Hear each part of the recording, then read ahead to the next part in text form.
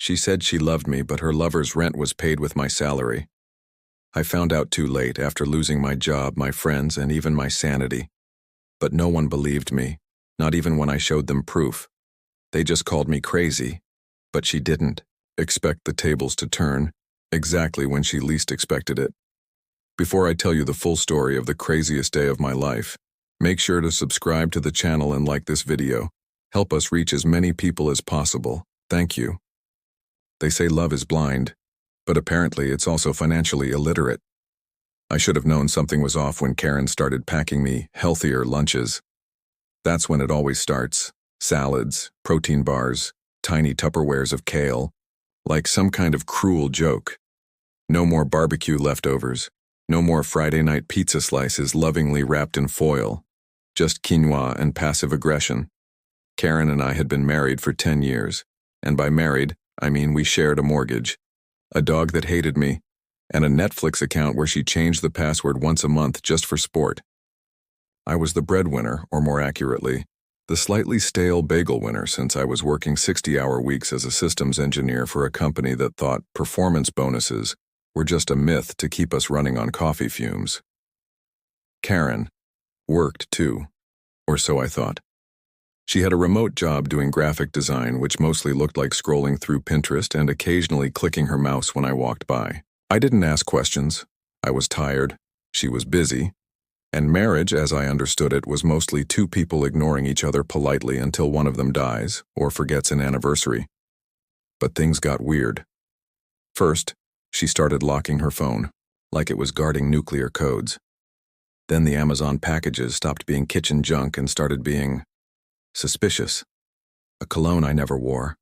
Men's socks I didn't need. Boxers in a size I hadn't worn since college. When I asked her about it, she said she was shopping for her brother. Cute. Her brother lives in Alaska and is a nudist, but whatever. Then came the cash withdrawals. I noticed because I'm obsessive about finances. Not in a Wall Street kind of way.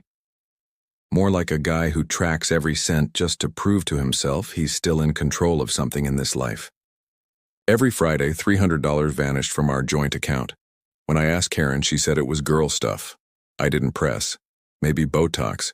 Maybe a subscription to some skincare pyramid scheme. I mean, who am I to deny her the pleasures of wrinkle prevention? It wasn't until I got a random call from my bank's fraud protection service that the house of lies began to tumble like a drunk at a bachelor party. Sir, the voice said, we flagged multiple transactions from your account to a man named Travis Romero. Is that someone authorized to receive payments from you? Travis Romero. Not a coworker, not a cousin, not a dog groomer. I'd never heard the name in my life. No, I said, heart creeping up my throat. Who the hell is that? The rep explained that Travis had been receiving weekly payments, transfers, labeled consulting and utilities. Utilities. The last time I saw Travis on our utility bill was never. I hung up, logged into our banking app, and stared at the horror movie that was our financial history. Over $15,000 sent to this mystery man in the last year. Sometimes from her personal account, sometimes from our joint one, once from my 401k.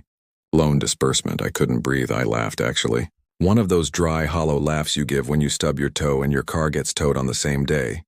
Then I did what no man wants to do, but every betrayed husband ends up doing. I played detective in his own goddamn home. I found the texts. First, they were in her old iPad, which she forgot to disconnect from iMessage. Oh, Karen. Sweet, stupid Karen. Miss you already. Can't wait for Friday night. I'll bring the wine if you bring that mouth. It was like reading a bad porno script written by a teenager on Adderall. Cringy, pathetic, and infuriating. The messages spanned months. Nights she claimed she was working late. Weekends she said she was visiting her sister. Mornings she left early for hot yoga. Spoiler, she never once brought home a yoga mat. Photos too. Him in our bed. His shoes on my side of the bedroom. A selfie of the two of them eating pancakes in my favorite diner booth like some dystopian Hallmark couple from hell. And here's the kicker. The dude wasn't even hot. He looked like a washed-up Abercrombie cashier, too many tattoos, a man bun, held together by what I can only assume was crusted hair gel and self-esteem issues. But he had one thing I didn't: my wife's Venmo. Turns out Travis didn't have a job. Not unless you count being a professional leech as employment. He was between gigs, Karen told him in one message. But I believe in your music. Music. I scrolled back to find a link to his SoundCloud. It was unspeakable. A mix of acoustic moaning and something that resembled a dying raccoon playing a ukulele. This was the man I was paying to sleep with my wife. Imagine the poetic beauty of that. I worked overtime so this walking midlife crisis could take my wife to Applebee's and serenade her with breathy indie songs. I bought their wine. I filled their gas tank. I even paid for his freaking Spotify premium through our shared credit card. I stared at the ceiling for a long time that night, the fan spinning like a lazy noose above me. My dog refused to come to bed, maybe out of loyalty, or maybe because she just liked Karen more. Honestly, I couldn't blame her. I didn't confront Karen. Not yet.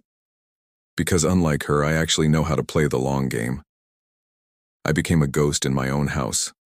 Not the moaning, chains rattling kind. More like the polite kind. Haunting quietly, from the corners, nodding and smiling while the living commit their sins right in front of me. Karen didn't suspect a thing. She kissed my cheek in the mornings, with the same mouth she used to whisper to Travis. She told me to pick up almond milk like everything was fine, like she hadn't turned me into the financial sponsor of her personal sex puppet. And I played along. I made her coffee every day, asked about her projects, and let her think she was getting away with it. Because revenge, my friend, is not a microwave dinner. It's a slow-cooked, braised for hours kind of feast, and I was starving. First, I needed more intel. I did what any husband with a shattered ego and a Wi-Fi connection would do. I stalked Travis online, found his Instagram. His bio said he was a musician, entrepreneur, vibe curator, which is just unemployed with extra steps. He had a modest following, mostly girls who looked like they thought bathing in crystals would cure depression. His feed was a mess of shirtless mirror selfies, blurry concert shots, and cryptic quotes like "loyalty over currency," which was rich coming from a guy literally living off my currency. But buried between the thirst traps and narcissism, I found gold, photos of him in my car. My car. Karen had told me she borrowed it once or twice to get it detailed. The truth? She loaned it to her broke boy toy so he could run errands while I sat in traffic in my beat-up Corolla, sipping gas station coffee like a chump. The best part? He tagged the locations. I tracked every cafe, bar, and intimate acoustic showcase he ever graced with his greasy presence. I built a dossier. Times, dates, venues, a map of betrayal. I became the kind of obsessive freak Netflix makes documentaries about, and I loved it. Next, I laid groundwork for the collapse. Step 1. I created a fake email account, SamanthaKnowles985@gmail.com, and sent Travis a message posing as a booking agent. "Hey Travis, love your vibe. Would love to book you for a private event. Budget $3,000, all cash. Interested?" He replied in 12 minutes. Fastest response I've ever seen from a man who thinks emails are part of the corporate matrix. We emailed back and forth. I asked for demo tracks. Bad. I asked for a bio. Worse. I told him the event was for a high-end art gallery opening and that the client hated flakes and loved punctuality. Travis promised the moon. Perfect. Step 2. I went to Karen's laptop while she was at hot yoga and set up a few scheduled emails from her account to a few of her clients. In these emails, she insulted them, demanded payment for work she never finished, and casually dropped some racist slurs I pulled from internet forums populated by the worst kind of people. Sure, it was scorched earth, but I was already living in the ashes. Step 3. I changed the passwords to everything. The joint account, her personal bank account, her Gmail, her Dropbox, even the DoorDash she used to order wine and pad thai for their late-night trysts. I locked them all tight. Then I redirected all her emails to a dummy folder so she'd never see the storm coming. The final phase. I called my boss. I'd been sitting on a raise for months. I told him I was thinking of transferring to the Denver office, somewhere far from Karen, from the house, from the memories. He approved it, even threw in relocation assistance. God bless corporate America. They'll throw you a life raft while the boat's still on fire. Everything was set. I had 1 week to blow it all up. It started on a Wednesday.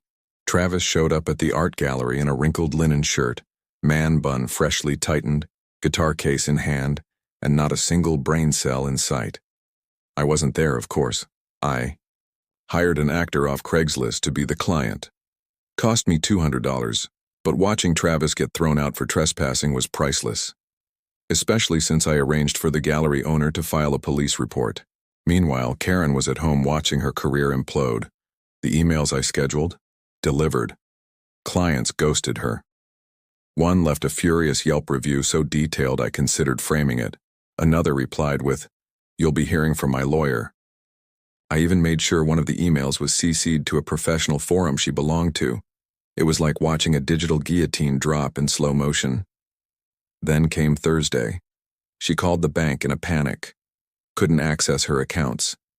Couldn't pay rent on the downtown studio she never actually used. I pretended to be confused. "That's so weird, babe," I said, sipping my coffee with the dead-eyed serenity of a man on the edge. Friday morning, I left a package on the kitchen counter. Inside, a printed copy of all her texts with Travis, a screenshot of her transfers.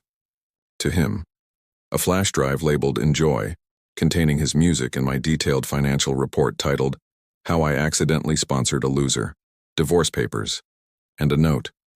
"I worked so you could fund your fuck buddy's dream of becoming a SoundCloud. Failure. Hope the ROI was worth it.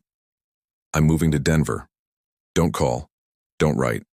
Enjoy splitting rent with a man whose job title is Vibe Curator." I walked out while she was still asleep. I didn't slam the door.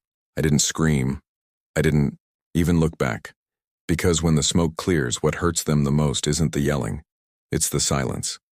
There's a special kind of peace in watching someone burn down the house you already evacuated. After I left, Karen did what narcissists always do when their circus tent collapses. She made herself the star of her own pity parade. I know this because I still had access to her old Gmail. She never thought to change the recovery email. Rookie move. For weeks, she sent sob stories to anyone who might still tolerate her presence. Her sister, her high school best friend, even my mother, who replied with, "Wow, you're dumber than you look." Karen told everyone I'd blindsided her, that I was emotionally abusive, that I hacked her accounts like some IT warlock with a vengeance kink. Honestly, I wish I'd been that interesting during our marriage, but the best email she sent, the one that made me spit coffee all over my laptop, she wrote Travis an actual apology, like some battered debutante trying to win back the guy who crashed her life like a Ford Pinto. "I'm sorry about the gallery thing. I swear I didn't. No, it was fake. I think Mitch might have set me up. He's always had issues with control." Control. Yes, Karen. I controlled the finances, because you were too busy paying for a man who thought cryptocurrency was a personality trait. But Travis, he ghosted her. After the gallery gig, the police report, and the eviction from his Airbnb, I'd emailed the host with anonymous tips. He dropped off the face of the earth. No more DMs. No more late-night calls. No more rides in my car. Just one final post on his story. A black screen with the words, "Can't trust nobody." Indeed, Travis. Not even the guy funding your almond milk and weed habit. Meanwhile, Denver was cold, both in temperature and atmosphere. My new apartment looked like the inside of a hospital. White walls, a mattress on the floor, a bottle of Jack on the counter, standard starter pack for men in emotional purgatory. I got a plant, named it Derek. Derek died in a week. The job was fine. The city was clean. But I didn't move here to start fresh. I moved here to be alone, to sit with the wreckage, to pick at the emotional scabs until something bled enough to feel real again, and Then one Friday night I saw her. Not Karen. God, no. She'd blocked me on everything by then. Her name was Riley. She was the bartender at the dive I wandered into after my third whiskey and first existential crisis of the evening. She had a lip ring and a laugh that sounded like she knew how to survive the worst parts of people. She poured strong drinks and stronger opinions. "You look like a man whose therapist would quit mid-session," she said on night 2. I married her 6 months later. Kidding. But I did start showing up at that bar more than I should have. Not because I was in love, but because sometimes you just want someone to look at you like you aren't a walking cautionary tale. And Riley? She looked at me like I was still somewhere under the rubble. I told her the whole story one night. Karen, Travis, the email hacks, the fake art gig. She laughed so hard she knocked over a tray of glasses. "You're like Batman if he majored in petty accounting," she said. I took that as a compliment. Then one morning, it all came full circle. A letter arrived at my new address. Forwarded, from my old place. No return name, just Karen's handwriting. I stared at it for a while, turning it over like it might explode. Inside was a single page. Typed.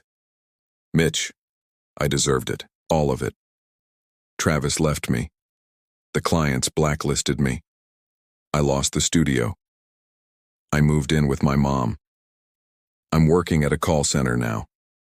Every time someone yells at me over their phone bill, I think about how I used to yell at you for forgetting to buy oat milk. I won't ask you to forgive me, I wouldn't if I were you. But I wanted you to know I see it now. I used you. I cheated. I lied. And you still made my coffee every morning like a man trying to hold a drowning marriage above water. I hope Denver is kind to you. I hope you meet someone who doesn't see you as a paycheck with a pulse. I hope I never see you again. Karen, no apology, no plea. Just a confession wrapped in a middle finger. I folded it, burned it in the sink, and watched the ashes swirl like the ghosts of old lies. Then I did the pettiest thing I've ever done. I went to Travis's SoundCloud, yes, it still existed, and left a glowing 5-paragraph review under his most popular track. I made it sound like Karen wrote it. "Your music saved me when I had nothing left. I think about you every time I breathe. I'd trade 10 lifetimes with Mitch for 1 minute with you." 2 weeks later, she emailed me again. Subject line, "You absolute bastard." I didn't open it. Because some wounds don't deserve closure. They deserve to itch forever.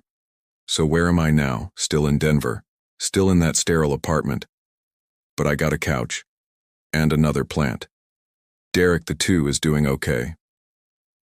I see Riley sometimes. We don't label it. She calls me divorce dad, and I call her my last bad decision. It works. I still make coffee every morning, for myself now. And it tastes better without the aftertaste of betrayal. Sometimes, late at night, I wonder if Karen thinks about me. If she ever drives past a guy who looks like Travis and feels her stomach drop. If she ever lies awake wondering how she went from studio artist to call center queen in 6 months flat. Maybe. Maybe not. But I sleep fine. Because I didn't just leave her. I erased the version of me that let her walk all over my spine like a doormat. And the guy I am now? He's not rich. He's not healed. He's not even happy most days. But he's free. And after everything, that's enough.